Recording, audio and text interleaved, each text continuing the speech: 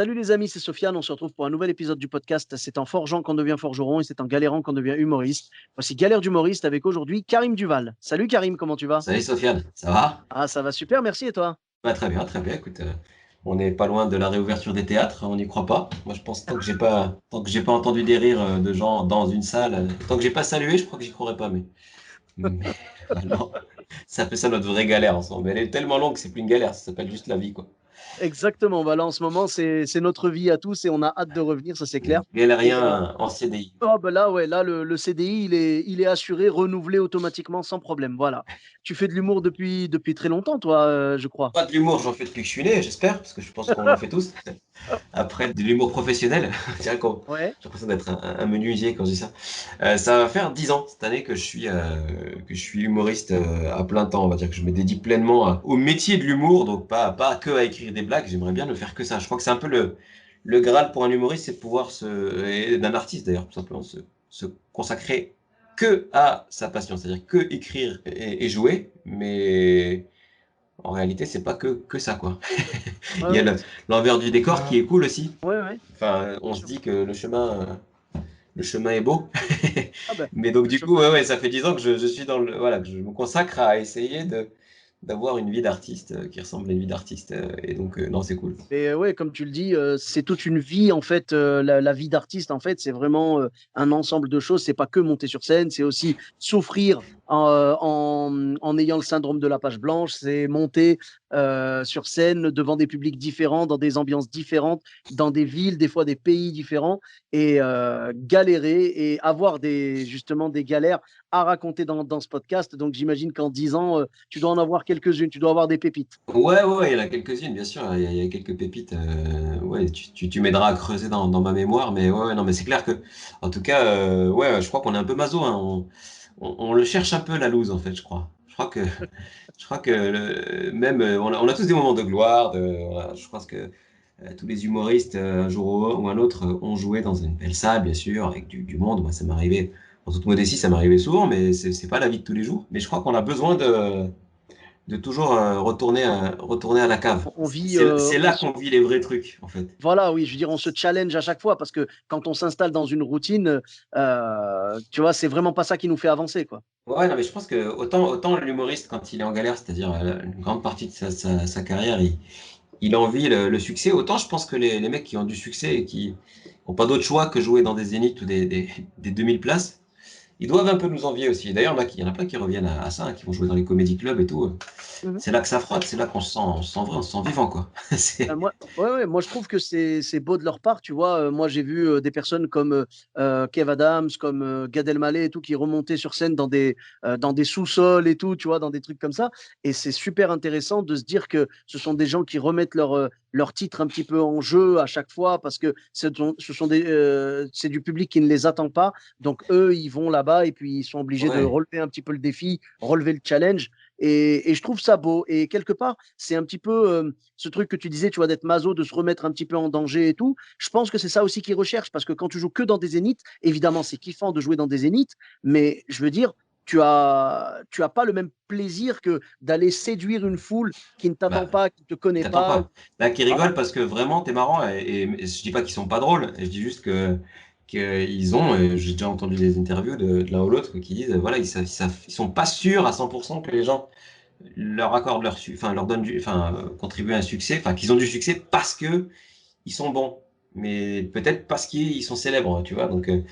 Enfin, c'est tout à leur honneur, hein, d'être célèbres parce qu'ils sont à leur place. Mais ouais, ouais, je pense qu'ils sont en quête d'honnêteté. Mais bon, voilà, tu vois, Gad, il a été joué en anglais aux États-Unis pour ça. Ouais, Maintenant, c'est il a c'est eu du succès exactement ça. là-bas, donc je sais pas comment il va faire. Il va devoir aller jouer en Birmanie ou je sais pas où pour passer incognito avec une Bah, moustache ou je sais pas. moi, Mais c'est exactement ce que j'allais te dire, tu vois. moi, j'ai C'est pas ce que, genre de problème. ouais, Franchement, toi, ça c'est va? cool. Ouais, ouais, ça Ouais, va, j'ai pas de problème comme ça. Donc, où que j'aille, ouais, on me découvre. c'est Ouais, ça. non, ouais. L'avantage que j'ai, moi, c'est que là où je suis, j'ai l'impression de recommencer en anglais aux États-Unis, donc ça va. C'est ça, c'est toujours l'Amérique. Quelque part. Oui, oui, oui. Bah après, je pense que de plus en plus, les gens doivent te connaître, surtout sur Lyon, qui est ta ville d'origine, si je dis pas de bêtises. Oui, après, honnêtement, Voilà. ouais, on me reconnaît de plus en plus dans la rue, c'est marrant, mais dans mon quartier ou dans. mais pas genre dans les commerces. Hein. Ouais, parce que c'est Internet qui fait que des fois, il y a des vidéos qui font le buzz, donc Mhm. on te reconnaît. Mais globalement, quand j'arrive dans une salle, tu as quand même une bonne grosse moitié ou plus qui est là parce qu'ils se sont dit, et là, je pense que ça va arriver encore plus dans les semaines à venir avec la reprise, c'est que les gens se disent, bah tiens, et si on se faisait une soirée humour ce soir et on verra ce qu'il y aura, quoi. Mais tu comptes autant que ce qu'il y a dans l'assiette, tu vois. C'est vrai, C'est-à-dire que c'est vrai. ah, tiens, on va aller regarder un humour, puis ouah, au pire, c'est sympa, un plateau de charcuterie, un truc à boire, tu vois. Donc, voilà, en fait, je pense qu'être humoriste, c'est faire un peu le vœu, une espèce de vœu de pauvreté. Je pense que c'est une espèce de admettre que quelque part, tu peux valoir une tapasse. Ouais, Mais c'est déjà pas après, mal. c'est tout à ton honneur d'inverser la vapeur et de montrer que tu vaux plus qu'une tapasse. Et que peut-être c'est une D'accord. tapasse qui s'y fait rire et qui réfléchit. Ben oui, oui, ben c'est beau. Et puis des fois, malheureusement, la tapas a plus de valeur que toi, ça Ouais, arrive. mais ça, c'est que tu l'as cherché ou que t'as pas assez bossé ou que t'as pas eu de chance ou Ouais, que ouais, ou t'as que, pas assez de voilà, métier. Ou... ouais, c'est ça, ou que, par exemple, je sais pas moi, le mec d'avant a mis une mauvaise ambiance, le public a Ouais, trop chaud, trop froid, ouais, t'es voilà. passé après Et une tapasse périmée, ouais. Ouais, oui, ou aussi, ouais, c'est ça. Les tapas périmées, on n'en parle pas assez. J'avoue que c'est un problème périmée, de pas société. bonne, une pizza hawaïenne ou, Veux-tu ou vraiment un chips lancer ce insipide. débat? Mais Veux-tu on donne vraiment pas de nom. C'est ça qui est super, c'est que tu vois, par métaphore, on bitch pas sur les collègues. Non, non, en plus, moi, je suis hyper bienveillant envers les gens qui se prennent des bides avant, après, Bien sûr. parce que voilà, après, souvent, c'est les gens qui débutent. Alors, on n'est jamais à l'abri d'un bide, hein, j'en prends encore, bien sûr. Mhm. Et c'est souvent les gens qui débutent qui en prennent, mais c'est normal, quoi. Après, bah, les gens le vivent comme un drame sur le moment, mais après, Ah ils bah en ça fait rigolent. mal. Bah oui, après on veut en rire. Et justement, en parlant de bide, toi, est-ce qu'il y a un bide qui t'a marqué vraiment, peut-être ton premier bide ou je sais pas. Ouais, mon premier bid. Alors, j'ai eu la chance déjà de pas avoir de bid la toute première fois que je suis monté sur scène. Ça, c'est important parce que, imagine, tu prends un bid la toute première fois, un méchant bid, ça Uhum. peut tout de suite te faire dire, bah, j'arrête, tu vois. Bah, Alors il y que a ce que des. je faisais était nul, hein, vraiment. Mhm. Mais j'ai eu la chance qu'il y ait cette espèce de, tu vois, de rencontre entre l'époque de l'époque, entre mon humour, le public, et donc il y a eu des rires ce jour-là. Mais par contre, ça te met en confiance de ouf. Du coup, tu te dis, bah c'est bon, je vais retourner, c'est facile. Et donc, tu écris le nouveau sketch ou tu rejoues les mêmes sketchs en disant, bah de toute façon, elle marchera, elle a marché. Et au bout de 3 fois, tu te rends compte que 3, c'est pas tu fais pas des statistiques avec 3. Et là, tu te manges un bide. Je me suis pris un bide assez vite, en fait. Alors, les conditions n'étaient pas faciles. J'y jouais, tu sais, au début, on te propose toujours des plans un peu galères et tu es très convoité par les associations. Alors, tu es convoité par les associations soit quand tu deviens célèbre, j'imagine, soit quand tu coûtes pas cher et qu'il va de soi que tu joues gratuitement. Et j'ai rien contre le fait de soutenir les associations, j'en soutiens. Et il m'arrive de jouer bénévolement, mais au début, tu joues beaucoup bénévolement. Et donc, il y a une association de lutte contre une maladie grave qui me dit, bah écoute, on sait que ta sœur habite vers Perpignan, viens, tu seras l'humoriste star. Ils avaient vu une vidéo de moi vaguement à l'époque, mal tournée, tout ça. Je dis, non, mais viens, génial, on a besoin de mettre de la bonne humeur. Voilà, parce qu'on parle de choses graves, etc. Viens. Et donc j'y vais et ils me disent ça se passe au centre de Perpignan et je me rappelle plus le nom exact, mais en fait c'était une ancienne cathédrale. Donc une cathédrale c'est très haut de plafond. Ouais, Et ouais. ça au niveau acoustique c'est pas l'idéal quoi, tu vois. C'est-à-dire que ça n'a pas été calculé pour faire du stand-up une cathédrale. Ouais, Tu fais des mariages peut-être, mais le moment le plus relou d'un mariage, tu vois. ouais, ouais. Ou, ou des enterrements, mais pas des soirées stand-up, quoi. À l'époque, Avec, je faisais pas du stand-up, donc je parlais pas au public directement. J'avais très peu d'expérience, donc je me rangeais derrière un texte, des personnages, et je m'interdisais de sortir. Et en plus de ça, en fait, c'était un dîner-spectacle. Enfin, c'était un dîner dans lequel ils avaient imaginé qu'ils mettraient un humoriste. Et j'étais vraiment un élément du décor. C'est-à-dire qu'ils avaient mis une toute petite estrade, loin du public. Et ils m'avaient mis les micros, tu sais, les gros micros noirs, casques. Tu vois, ouais, ouais, ouais. tu mets, bah, que certains mettent en visio, enfin des micros de pilote de ligne quelque part. Mais c'était un micro derrière lequel j'étais caché presque. J'avais l'impression d'être derrière un buisson, et heureusement. Et j'ai joué d'une traite 30 minutes de spectacle avec des personnages et tout. Et c'était des Mhm. personnages à l'époque très agités, avec des accents, avec beaucoup de gestuels et tout ça. Et je jouais au milieu des gens qui mangeaient. Ils étaient en ligne sur des tables, de grandes tablées comme ça. Donc la moitié me tournait le dos. Et si tu veux, ils n'ont même pas fait l'effort d'arrêter et de se retourner. En fait, ils continuaient à manger. Et devant moi, il y avait l'équipe de rugby de Perpignan, qui Ah, étaient les vraies stars de l'événement. En fait, les gens étaient venus les voir eux. Et les rugbymen, ils n'ont pas une super hygiène de vie, quoi. Donc, Là, clairement, ils se faisaient plaisir et c'était pas les blagues qui égayaient leur vie. Donc il y avait ça, des enfants qui jouent au foot et tout, et il y avait juste ma sœur et son mari qui étaient venus me porter secours, et donc j'ai joué en les regardant, j'ai pas eu un seul rire, mais c'était même pas, j'ai même pas eu de bide en fait. C'est-à-dire que c'est un moment de, t'es dans une bulle, Ouais, ouais. et dans ces moments-là, tu te dis vraiment que t'es pas au bon endroit de la Terre, quoi. C'est-à-dire que tu te dis, à 20 mètres près, j'étais en dehors de cette cathédrale, dans le sud de la France, à Perpignan, au centre-ville, donc un lieu charmant. Et à 20 mètres près, je suis dans ce truc-là. Et vraiment, je subis ma vie, quoi. J'étais encore ingénieur à l'époque. Je faisais ça, tu vois, en bénévole et à côté de mon job d'ingénieur. Et là, je me suis dit, ouais, bah, j'envisageais pas de le faire de manière à temps plein. Et c'est pas un événement qui m'a poussé dans le sens d'une professionnalisation. Je me suis dit, non, non, c'est bien, tu es Ingénieur, c'est ingénieur. bien. Là, et tu Ingénieur, te rattaches, en fait, tu te rattaches à ce que tu as et ce que tu es, tu vois. Mais aujourd'hui encore, tu vois, tu te rattaches à ton parcours, à ton histoire, et tu vas puiser dans tes forces, ce qui fait ton identité en tant qu'artiste. Bah, à l'époque, mon identité en tant qu'artiste, c'était tout sauf l'artiste, quoi. Et donc, ce jour-là, je me suis dit, non, non, c'est cool, tu as un bon poste, une bonne paye, et c'est ça la vérité. Et là, tu es juste là par erreur.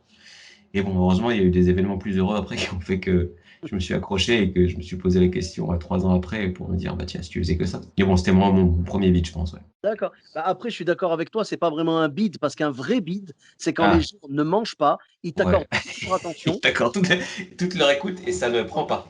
et ça ne prend pas. Ça, c'est un bide. Mais là, toi, non. Là, toi, c'est juste qu'ils t'écoutaient pas, c'est tout. Ouais, c'était un moment horrible, ouais, ouais, ouais. Un bid, bah alors, en toute modestie, j'ai jamais pris de bid absolu, c'est-à-dire le calme plat. Ouais. Jamais. Il y a eu des dates très décevantes, c'est-à-dire des dates où ça riait timidement. Une date plus récente, tiens, pour pas dire que c'est que lié à l'expérience, mais c'est aussi euh, parce que ça peut être intéressant pour les humoristes. Mais Mhm. je trouve qu'en ce moment, l'humour, il se spécialise un petit peu. Oui. Et je vais pas mentir, le mien est un petit peu spécialisé. C'est vrai que naturellement, je fais rire un peu du fait de mon parcours, justement. Je fais pas mal rire les cadres. Moi, je suis humoriste sur LinkedIn. Je fais pas des vidéos sur Insta. Enfin, j'en fais, je les mets, mais là où elles sont le plus vues, c'est sur LinkedIn. Donc, c'est vrai que j'ai quand même un public très urbain, très cadre, qui parle un peu de la langue digitale et qui manipule les acronymes. Et je me moque beaucoup de ça. Pas que, mais en tout cas, quand tu vas à la campagne après, tu parles pas forcément à tout le public présent. Et je suis allé jouer à Mont-Soleil-Mines bah, un peu avant le Covid. Donc c'est Ouais. les dates, en fait, c'est les dates en session, c'est les dates que tu joues dans des bleds. Et en général, plus il y a de traits d'union dans le nom du bled, plus la salle est grande et plus elle est belle, tu vois. Donc, et mieux t'es payé. Donc c'est des dates, en général, tu les fais. Alors, moi, vraiment, j'aime beaucoup voyager, j'aime beaucoup jouer dans les bleds et c'est un vrai challenge. Et je dois avouer que sur mon premier spectacle, pour le coup, ça marchait mieux parce que c'était un spectacle un peu plus universel avec plus de clichés, plus de personnages, etc. Ça parlait de métissage. Et là, celui-là, il parle beaucoup des problématiques du trentenaire, mais plus du trentenaire urbain. Donc, quand tu te retrouves à Mont-Soleil-Mines à parler de reconversion professionnelle de la banque à métier de boulanger, à des retraités de l'usine ou des mines de Mont-Soleil-Mines, ben, les gens, ça leur parle pas, en fait, ils comprennent pas. Ouais, Et donc, je ouais. me suis retrouvé dans une salle immense. C'est 900 places, il n'y avait pas 900 personnes, parce que déjà, je pense que mon nom attirait moins quand je passe pas à la télé. Et par contre, les gens étaient bien à l'écoute là. Donc, et il y a eu des gros pans de mon spectacle qui sont complètement passés à la trappe. Et Ah, dans ces cas-là, tu te dis, mais qui je suis? Et là, et là, enfin, avec la maturité, tu le vis bien le beat. Tu te dis, ah, mais c'est cool. Et je suis en train de comprendre voilà, que je me suis spécialisé, je suis en train de comprendre qui je suis et je suis peut-être pas capable de faire rire tout le monde, tout le temps, partout. Et c'est pas d'accord. très grave. Mais Ouais. Bah, je pense que tu as raison. En fait, l'expérience n'empêche pas d'avoir des bides, de ouais, subir ça, mais ouais, par contre, elle permet de mieux les vivre. ouais, c'est ça. Après, en fait, tant que tu arrives enfin, après, ça dépend comment tu es, mais quand tu arrives à te l'expliquer, ça va. Donc, tu vois, si, bah, tu dis, bah oui, en fait, c'est vrai que je sais pas, je parle pas le même langage, quoi. C'est comme si j'allais faire des blagues en Pologne, je pense que je marcherais pas. Mais bah là, mon Soleil, c'est un peu la Pologne, mais en France. Et D'accord. donc, non, non, mais il y a eu de bonnes séquences dans ce spectacle, mon Soleil, mais il y a eu de gros boulevards, mais je me l'expliquais, donc ça.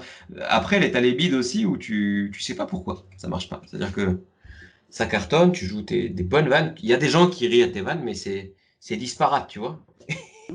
Et tu sais pas. Et dans ces moments-là, c'est long. Parce que là, tu sais Ouais, pas, je tu comprends. sors et tu sais même pas dire si c'était affreux ou pas. Tu sors, tu sais pas en fait. T'as, il y a pas d'excuse. Enfin, je parle même pas d'excuse, mais il n'y a pas d'explication. Moi qui suis plutôt rationnel, j'aime bien avoir l'explication à ce Ouais, qui mais se tu as passe. le bénéfice du doute derrière, parce que des fois, tu joues dans des salles où les gens sont pas très expressifs, et quand tu leur demandes, ils te disent c'était génialissime. Et il y a des endroits où tu vas jouer, les gens rigolent de bon cœur et tout, tu Ah vois. Bon, ouais, ça fait pas une standing à la fin, mais genre ça ouais. rigole de bon cœur. Et à la fin, les gens, ils vont dire ouais, c'était pas mal. Ouais, ouais, ouais. Et puis t'as les gens où tu as l'impression de te prendre un bide, ça m'est arrivé aussi. Et tu sors et les gens ils te disent mais j'ai ri à gorge déployée et tu les as pas vus. Tu les as même vus faire la tronche. Parce que même les jours où tu cartonnes, faut pas se mentir. Même les jours où tu retournes la salle, si tu regardes les gens un par un, t'en as toujours un qui décroche pas un rire, quoi. Même pas un sourire.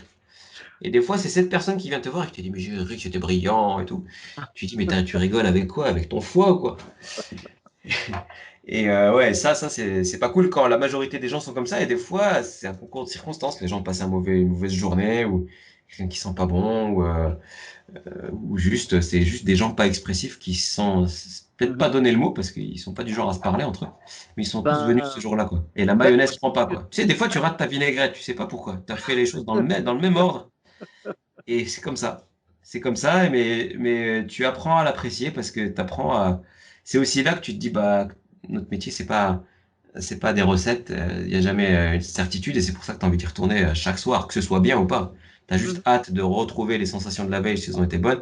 Tu as juste hâte d'avoir l'impression de maîtriser quelque chose pour rectifier le tir par rapport à la veille, alors qu'en fait, c'est balle neuve. Le public, il est neuf et c'est pas du tout le même que la veille et tu peux cartonner comme tu peux faire une date moyenne sans aucun souci, quoi. Mais bon, c'est ça la vraie galère, mais la bonne galère, quoi. C'est-à-dire que ouais, c'est ouais, c'est le la galère frisson du spectacle vivant, quoi. C'est ouais, est-ce qui que fait ça va. grandir, qui fait que tu te Mhm. questionnes, que tu grandis. Et mine de rien, au début, tu te dis, ouais, c'est un peu le hasard, ça tient qu'au public. Et puis, mine de rien, tu commences à te dire, en fait, c'est pas que une question de hasard de public. Il y a aussi une part de voilà, mûrir et te dire, bah tiens, avec le recul, je regarde cette blague que je faisais il y a 5 ans et vraiment, elle était mauvaise. C'est juste que bah, quand la blague avait 1 mois, je la trouvais encore très bonne et j'arrivais pas à m'avouer ni à comprendre qu'elle était pas bonne, quoi.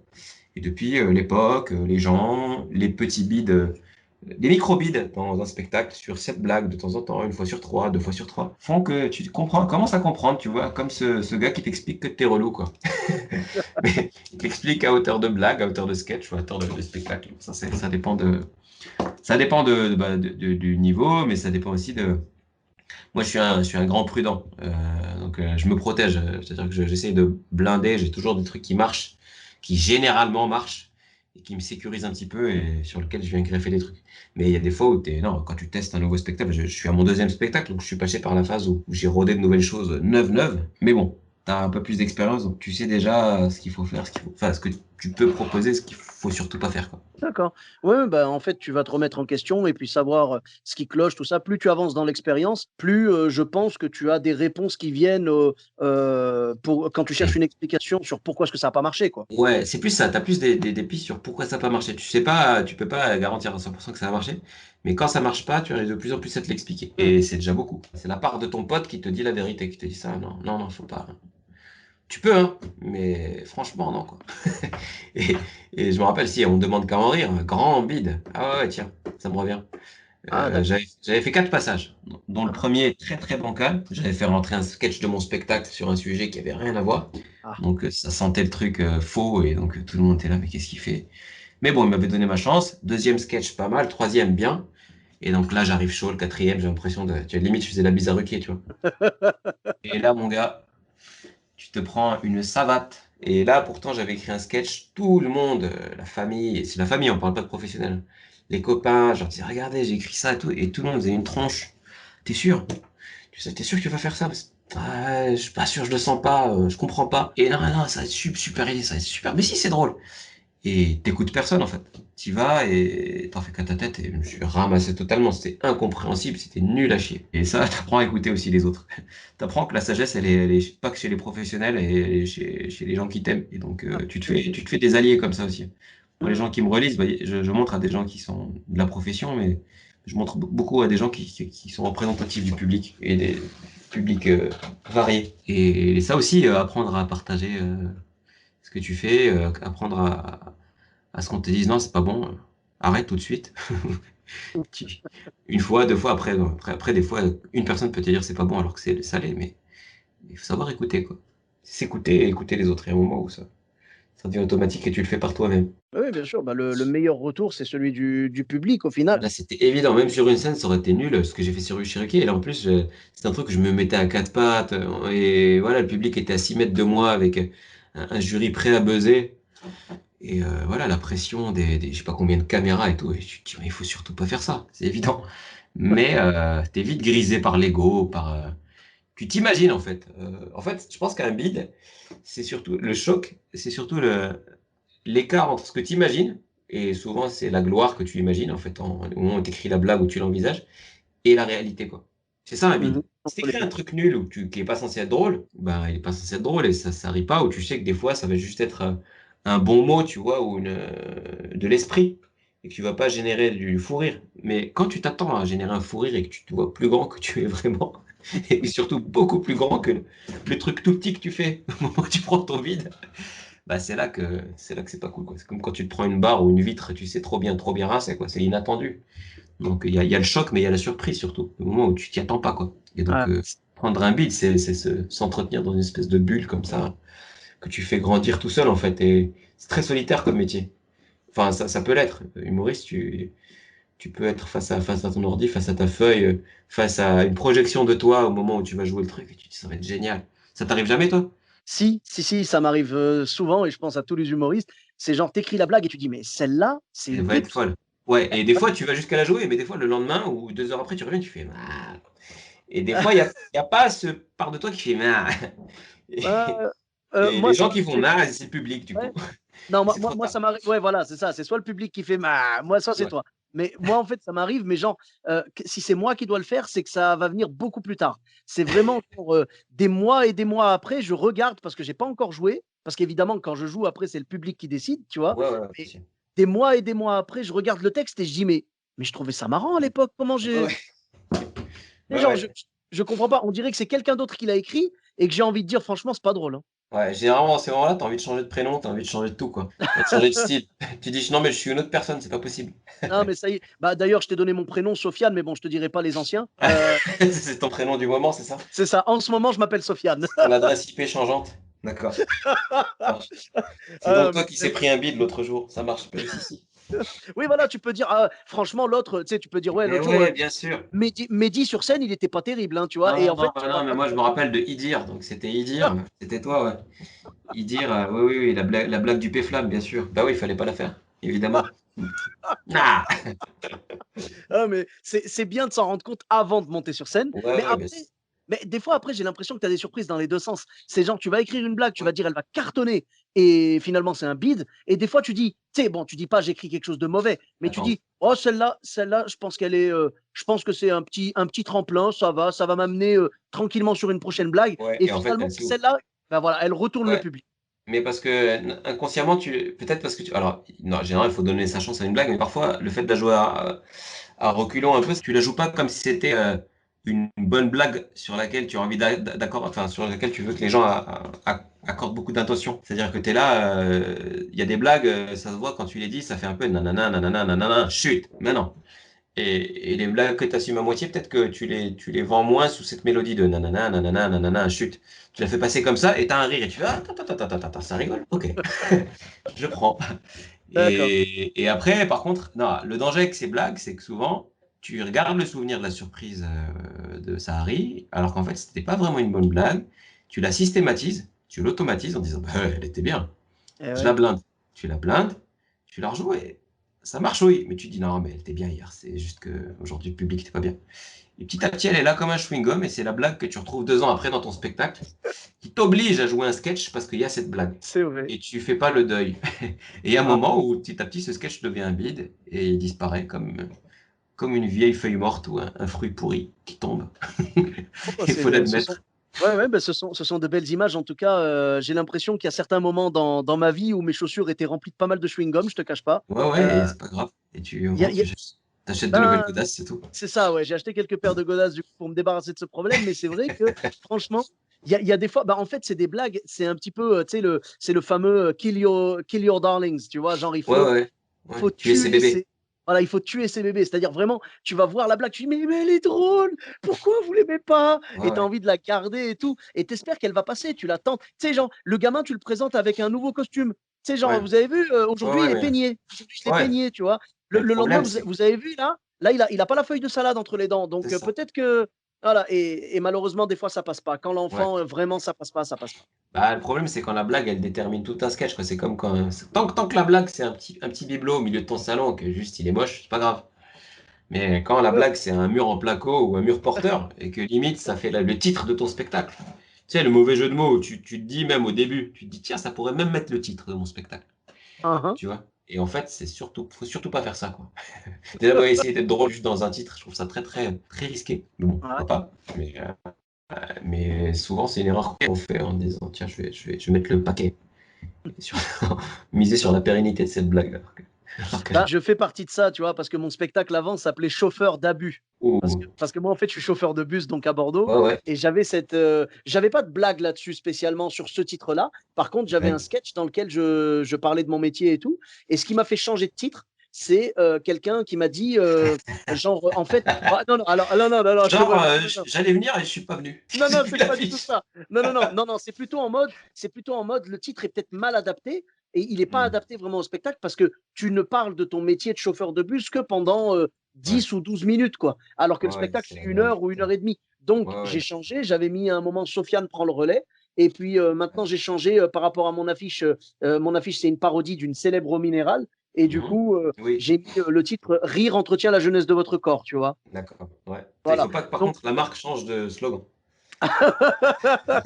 J'avoue, bah écoute, j'espère qu'ils auront la classe et le Ouais. respect de m'appeler avant hein, pour. Ouais. Fais gaffe, ils ont changé de PDG il y a pas longtemps.